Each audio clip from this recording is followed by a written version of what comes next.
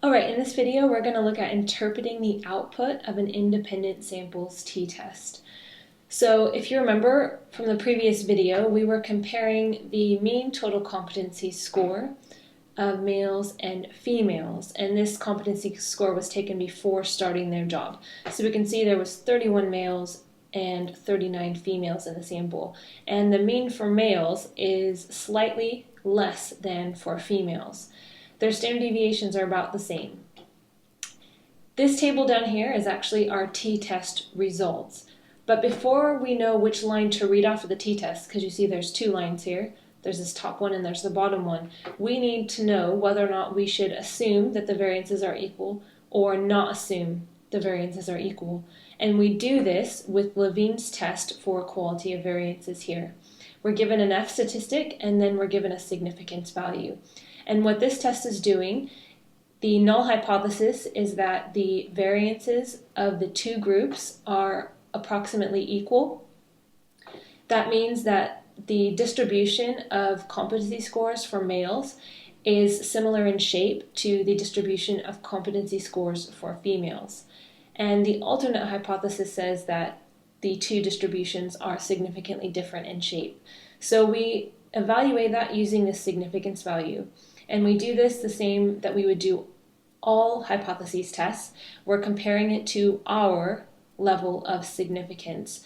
Now, I've set my level of significance to 0.05.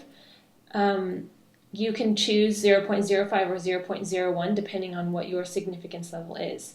Now, this value of 0.604 is much higher than 0.05, which means that I'm going to accept my null hypotheses and assume that the variances are approximately equal. Now that makes sense because if we look here at the standard deviation, which is just the square root of the variance, we can see that these two values are very, very similar. So it makes sense that we can assume equal variances. So now we know to read the first line of these results.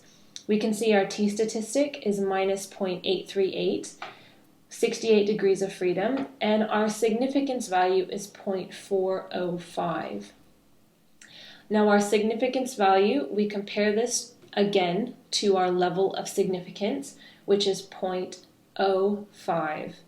Now 0.405 is bigger than 0.05, so we are going to accept our null hypotheses, which says that the mean score between the groups is not significantly different.